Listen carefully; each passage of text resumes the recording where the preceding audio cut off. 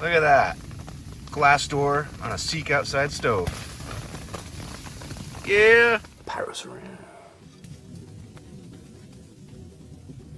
Now I absolutely love my Seek Outside stove. It's an awesome stove. But as of lately, I've been seeing a lot of stoves on YouTube that have glass panels. I'm not gonna lie, it's created a little void in my life. This dark little black hole where nothing grows. Darkness. Emptiness. It makes me sad. So I decided to do something about it.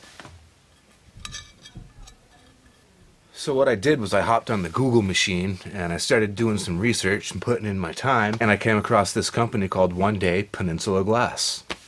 And their website seemed legit and the ordering process seemed easy enough, so I went ahead and I put in my order.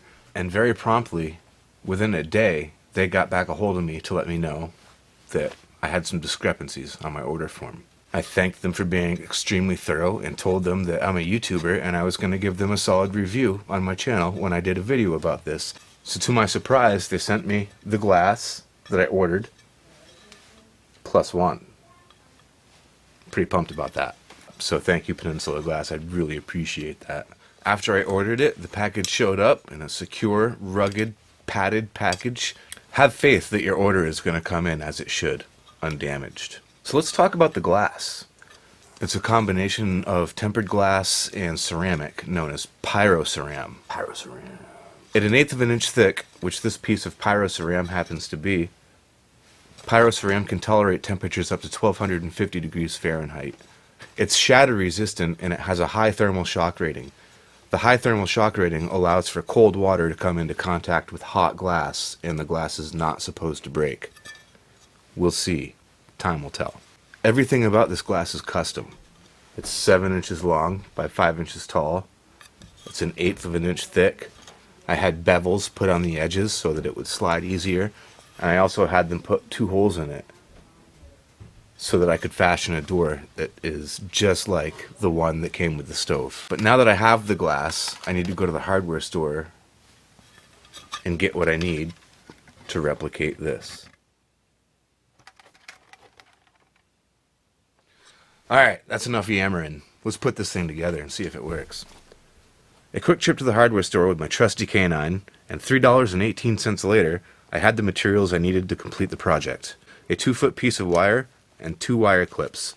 I bought 4 clips just in case. I thread the wire through the door, making sure it's even. Insert the clip. Loop the wire over and thread the loose end of the wire back into the other end of the clip. This creates a loop.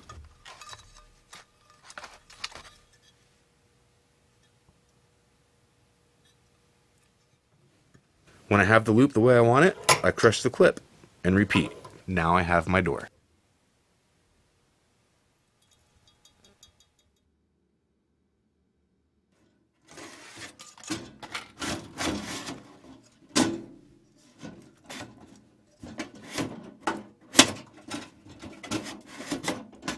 Looks like there's some space down there at the bottom though. The glass originally was pretty tight, so using slight pressure, I open up the support just enough to allow the door to slide easily. This was very easy to do.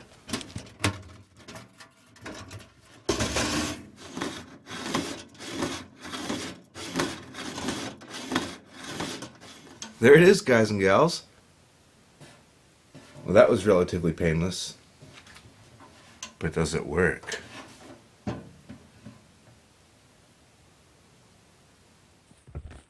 So I hauled my setup into the woods for the evening to enjoy a snowstorm, test the stove, and cook up some good food.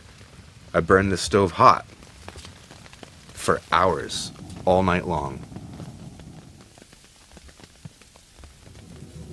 And nothing went wrong. The Pyroceram worked just as it should. Alright, let's talk some afterthoughts. This door comes at a cost.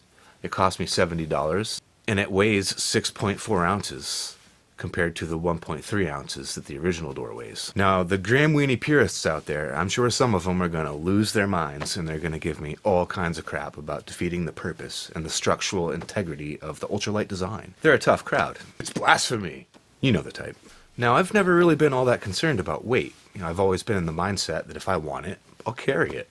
But I'll admit, I bought this stove for the exact reason that it was designed for and its intended use. A basic, no-frills stove that is insanely light and very packable and made to haul in for miles. Now, the whole kit, the stove, the damper, 7.5 feet of stovepipe, the stovepipe rings, the legs, and the bag that it all comes in, weighs 3 pounds, 5.4 ounces.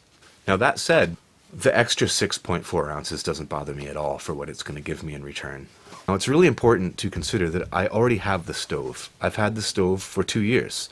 So that cost is already out of the way for me. And I'm not at the point in my life where I can just go out and spend another $400, $500, $600 on a titanium stove. So for me, this was worth it. I'm happy with what I did. I'm happy with the way it works out. And I'm happy about the purchase. I was willing to spend the money, and I'm more than happy to carry that extra weight to see that fire burning while I'm laying in my tent. And that makes me happy. Hopefully this video helps you out and makes your decision a little bit easier to do it or not to do it. For me, it was worth it. So if you already have a Seek Outside stove, perhaps this modification is something that will work for you. It certainly works for me, and I'm extremely happy with my purchase. Perhaps there's some cheaper options out there in terms of glass. I'm sure there is. I found a company where I liked what I saw and went ahead and ordered it instead of searching for hours to save some money on a different company. I'm not saying that this is the best option out there. I'm not saying it's the only option out there. I'm not saying it's the cheapest option out there. All I'm saying is it's what I did, and it worked for me. So maybe it'll work for you. Alright guys, well that's it. So let me know what you think in the comments, and send me some pictures of your stoves if you decide to modify them. I'd love to see them. Do you have a Seek Outside stove? Is this something you would like to do to yours? Or are you one of those Graham Weenie purists that hates me right now? Let me know in the comments. I'll talk to you guys later.